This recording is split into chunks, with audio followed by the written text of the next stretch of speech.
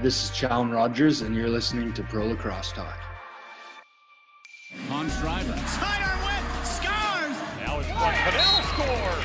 Hands off for Ravel, switches hands and scores! Carly Omo are showing off those shifty skills. Right off the bat, there's Lyle Thompson. Oh, beautiful goal by Challen Rogers. Wow!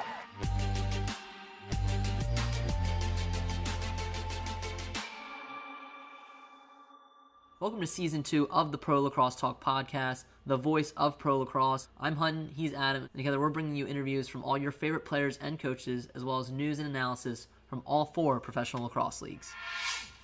We're here with Challen Rogers, midfielder and 2020 MLL Champion with the Boston Cannons and reigning NLL Transition Player of the Year with the Toronto Rock. Challen, thanks for joining us today. How are you doing? Wonderful. How are you guys doing?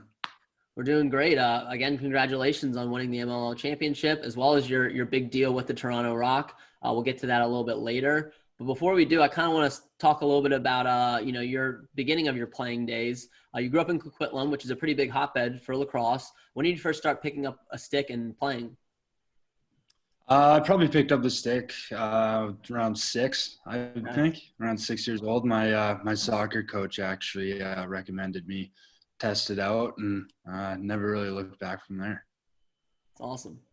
That's great. And you continued to play, right? And for college, you headed to Stony Brook in New York. You were a 4-year starter there. Talk about your decision to head to New York and play for Coach Nagel. What really went into that decision? A few things. It was kind of weird, my recruiting process. I was talking to Coach Soul and Coach Wallner, who were there before Coach Nagel, and I was pretty much locked in, ready to go there, and they obviously went out to Navy, so I was kind of stranded there for my senior year of high school, and lucky enough, I had a coach for Team BC. He kind of put me in touch with Coach Nagel at Stony Brook, and it was kind of an easy transition going there, and luckily enough, he had, some interest in me, and, the rest, I guess you could say, is history. Upon graduating, you were selected 2nd overall by the Toronto Rock in the 2016 NLL Draft. What was it like hearing your name called on draft day, and what was the, jump to the pros kind of like? Was it an easy transition from Stony Brook to the NLL? You obviously had a lot of box experience before then, or was it a little bit of a jump? I think it was a little bit of a jump. Obviously you're playing in the best box lacrosse league in the world, and, you're playing against some of the best players in the world. So, for me, I think my first year I was so worried about making a mistake on defensively that, I just really put a lot of focus into my defensive game. And then, I guess it kind of the offensive side kind of came out a little bit as, my career's gone on. But, that first year, the jump, it was crazy to kind of looking up at these players, and, you go out there and you're playing against some of the best players in the world. So it was a tough little transition, but I had a great coaching staff and great group of guys kind of helping me through it. Mm-hmm. That's awesome. Well, you obviously had a fantastic transition, right? You were named captain in back-to-back Transition Player of the Year awards while you're with the Rock. How did you kind of grow and develop in your game to have that kind of success? I think a lot of it just kind of came down to confidence. We had our coaching staff kind of before that second year kind of sat me down and kind of calmed me down, trying to say like, it's okay if you make those mistakes. We want you pushing the ball. That's kind of why we brought you in here, and, we think you can do it. So a lot of the confidence came from those guys and giving me the ability to kind of go and take those shots and kind of read how those plays pan out. And then on the other side, my stallmate my first 2 years was Brodie Merrill, and he's one of the best transition players to ever play the game, if not the best to ever play the game. So kind of having those guys and obviously the rest of the group kind of just giving me the confidence and backing me in those decisions. You talk a little bit about, playing with Brodie Merrill. Obviously, he's now with the Seals now, but talk a little bit about how important it was having him in your development. Were there any other players, too, that kind of you felt indebted to for your development as a pro? Yeah, Brodie's kind of a special situation because when I got drafted to Boston, he was already there too. So kind of getting a year under my belt, playing with him, getting to know him, getting to know his family, and vice versa, him getting to know me. Having him, be our leader in Toronto and kind of learn from him and his preparation and all those things. And I can't speak higher enough of Brodie and kind of what he's helped me get through in my early years of my pro career. No, that's great. And your career is starting to really take off. You had a busy summer, signing a 7-year extension, longest in team history, to keep you in Toronto for the foreseeable future. How excited are you to remain with this Rock organization going forward? I'm super excited. Obviously it's the only box organization that I've been with, and obviously being the captain, I want to show where my loyalty's at. Toronto's great. Jamie Dowek has been nothing but spectacular to me since I walked off the plane into Toronto, and the organization as a whole. I think we're in a good position to compete for a championship, and it's an exciting organization and team to be a part of. Good stuff. And so let's transition. We talked about the indoor game a little bit. Let's talk about your outdoor career a little bit. So you've been with Toronto for your full career and the Cannons as well. You had an awesome 2019 season, really kind of a coming out party. What do you attribute that kind of big jump in production from the outdoor game? It's another kind of with Boston, my first year, we had quite a stud, offensive midi group. So I was kind of standing and trying to learn and grow in the field game and what it takes at a pro level. And, lucky, I'm just kind of grateful for Boston kind of sticking with me and kind of helping me grow and helping me, kind of just get better, I guess, as a player. And I think last year playing with guys like Zed and KJ and Mark and even Willie, when he was with us, those guys, they're great players, and they really make it easy. And, you look at what Zed did in the PLL championship, and I think everyone on our team knew what he was capable of, and we were just kind of happy for him. And, but yeah, it was great, just kind of building confidence, I guess you could say. Me and Coach Quirk have been together since I first got drafted, and I think it was funny when before the championship we were kind of talking about how KJ and I were the longest lasting Cannons still around from when we got drafted. So it was funny, but it was great to win that. Yeah, no, and talk to us a little bit about, being in Annapolis for those 10 days. It was obviously a unique experience because typically, you have a game each week. This was a sprint of a season. You had 5 games in a short week. Talk about, playing almost every day, and how much of a grind was it being in Annapolis during this 20th anniversary season? It was a grind. I mean, the league did a great job at, giving us everything we need to succeed. But the grind kind of going off quarantine and going down there, and we're all staying in shape and things like that, but it doesn't compare to the heat and the competitive level that we're all about. So it was a grind, but it was a grind that I would love to do again, and it was nice to play the game we all love. That's awesome. And obviously you had a good time while you're there winning the franchise's second championship. You kind of overcame a tough semifinal loss from last year to kind of end the year on top. So what was it like kind of hoisting that trophy and winning a championship with your boys?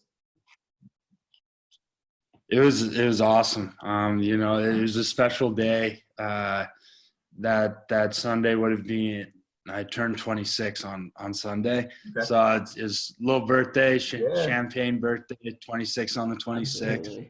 So, it was an unbelievable feeling. Kind of like I was saying before, kind of being with Coach Quirk from the very get-go and Coach Cleo, and, kind of seeing the growth from where we started to obviously winning. And, I remember once the final whistle went down, I was just so gassed in the corner. And I remember ball almost someone must have thrown it at the end, and I almost got pegged by it. But, hoisting that trophy, it was a lot heavier than I thought. But, it was a weight I would love to hold up again.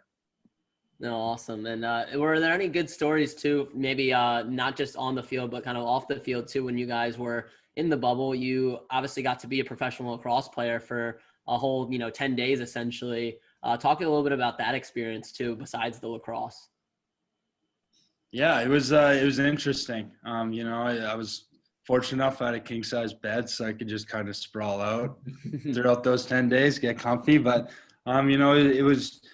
it's an interesting experience because obviously you're in this bubble, and it was great kind of meeting and getting to know people on a different level other than just lacrosse, hanging out with different guys. Mike Scudin was across the hall from me, so we were hanging out a lot, and Randy and Brian Cole.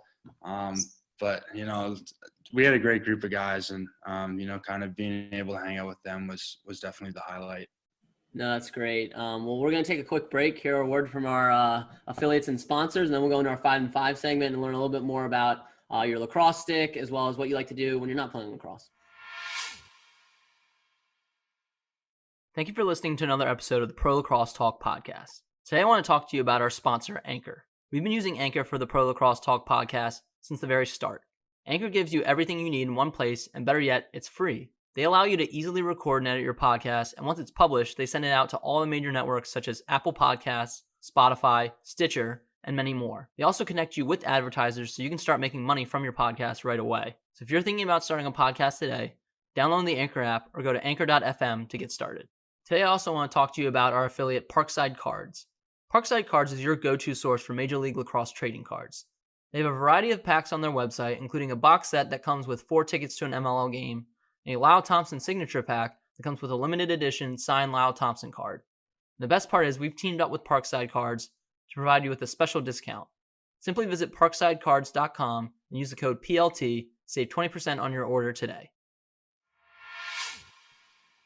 All right, so welcome back. Let's dive into our 5 and 5 challenge. I'll start off with lacrosse questions. First one I'd like to ask is, what are some pregame superstitions you have? Pregame superstitions. They've kind of changed a lot. I think in college I was very, very superstitious, but kind of as my career's gone on, I've kind of calmed down a little bit and realized just kind of focusing on the game and things like that's kind of more important. But I like taping my stick. I've kind of taped it from fresh since my first game in college. I would say that's the biggest one. I'm big on the music. I have a certain few songs that I gotta listen to before I head out. But yeah, besides those two things, I don't think I'm a very superstitious person. All right, great. And then which of your rival teams in any league do you enjoy playing against the most, whether it be the NLL with the Rock or the MLL with the Cannons? I would say with the NLL, I'd go with Buffalo. They've been Toronto's rival since probably day one, and it's a fun place to play, and it's just one team that we really don't like, and they really don't like us, so it works out in that regard. But if I were to answer the same question, and for Boston, it'd be New York, because we've battled them a lot too, and they've been rivals since day one as well. So those would be the two. Good answers. And we're looking forward to, seeing you guys square off against the Bandits this upcoming season as well, for sure. What has been your favorite venue to play lacrosse at, whether it be, in Toronto or in the field game anywhere in particular? What's been your favorite venue to play? It can be a rival's venue as well. Favorite venue? I mean, I obviously love playing in Toronto. I think our fans are unbelievable, and same with Boston. But outside of that, I love playing at Stony Brook. I think that venue was awesome for lacrosse, and they've made a lot of upgrades since I was there. Made it a little bit better for the fans, but it it was great. It was everything you want in a lacrosse stadium or college lacrosse stadium. And, that was one of my favorites. No, that's great. And then number 4, who is a teammate that you've leaned on as a mentor during your career? You mentioned Brodie Merrill. Maybe it's him, but is there anybody else too that you've kind of leaned on, whether it be during college or even the pros? Brodie was definitely one of those guys. I could kind of go down a list of guys in Toronto that have helped me kind of grow as a player and a person. But, kind of going back to my childhood and coming up to now, leaned on guys like, Wesley Burke. We grew up together. Probably every year we played some sort of lacrosse together at a community level. That we're really good buddies because of it. And, I've leaned on him for advice throughout, my field and box career. There's been other guys too I grew up with who it's kind of funny playing against them. And we kind of going through the process of pro lacrosse together. Like Taylor Stewart, who, I played against in the final, and who plays on my Toronto team. So it's been a fun process. A lot of guys I could kind of go off of and having a big part of my career. That's great. And then my final question is, what is your current stick setup in terms of head, shaft, stringing? What are you rocking these days? And does it vary from the indoor to the field game? So usually I kind of I like to string my own sticks. But I had a buddy from back home who strung my sticks when I was in high school. So I kind of went back to him for this little championship bubble situation we were in. So I was rocking a red Evo, had that, and then I think I had a Warrior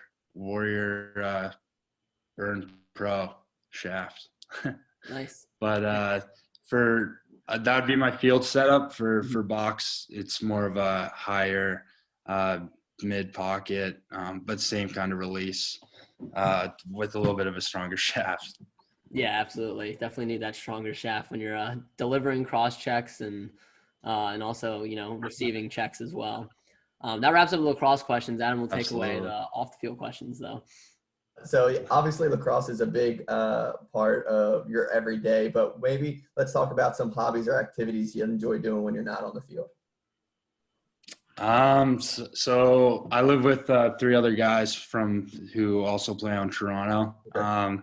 So we've kind of been fortunate enough to kind of get some random kind of bar games, I guess you could say. So we have bubble hockey, ping pong, foosball, pool table, and we have Golden Tee, which is that's a classic. Fun to get on. Oh yeah, we used to play that all the time when we first moved into this house, but kind of lost its touch. But we still get out there and play.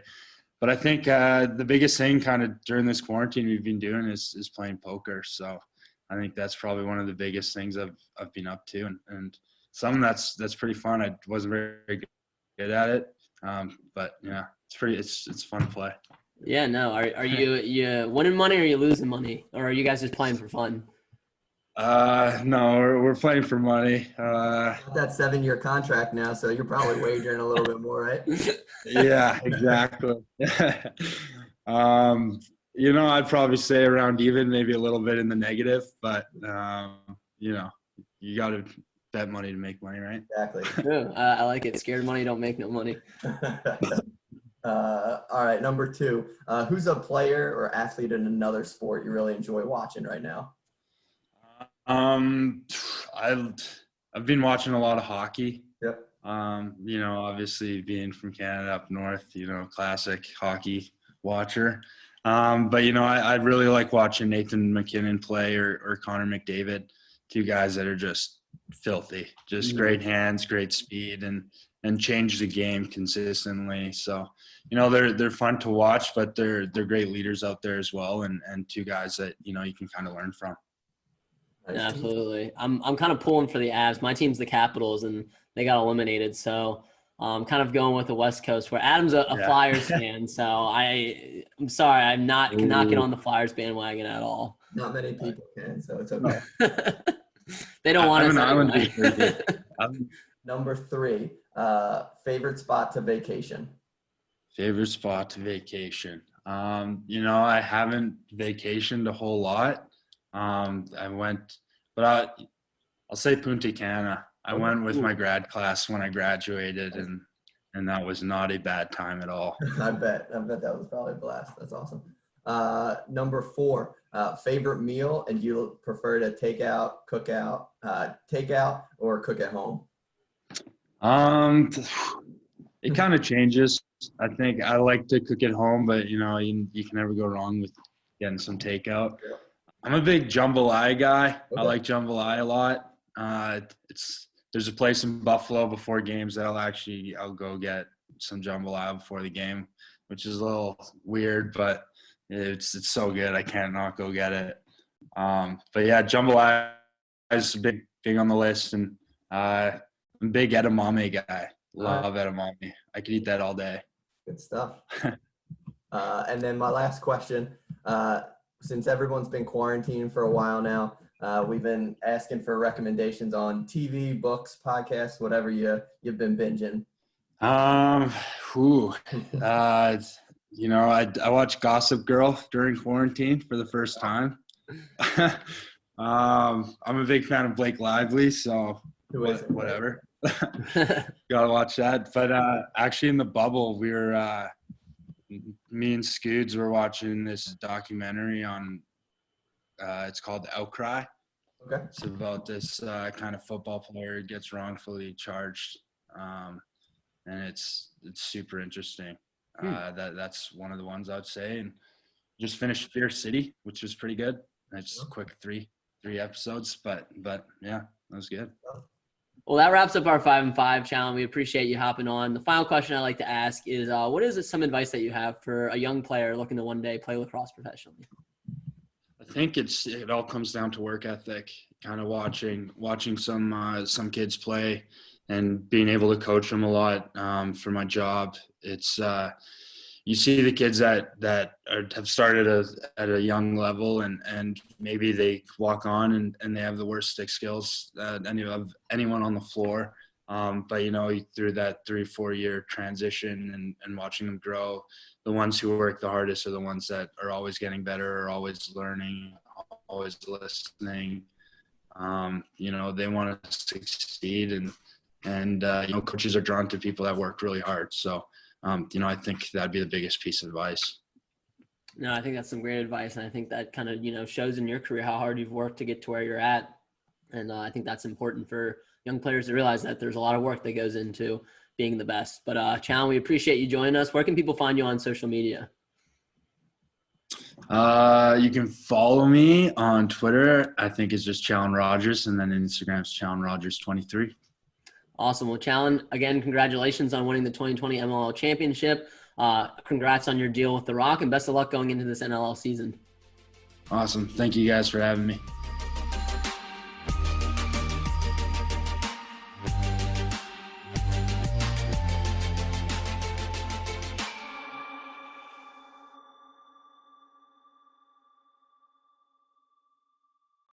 Today, I also want to talk to you about our affiliate, Smart Backstop. Smart Backstop is different from traditional backstops in that it actually attaches to your net, preventing any missed shots up to 4 feet high and wide of the net. It can also be easily folded down behind the net for easy storage. Plus, this thing is built to last and is used by some of the top college teams. I'm someone who spent countless hours chasing missed shots in my backyard as a kid, and I wish I had this on my net. It would have saved me a lot of time and money on lost lacrosse balls. The best thing is right now Smart Backstop is giving listeners $20 off their purchase and free shipping. Just use the code PLT at checkout, place your order, and then get practicing.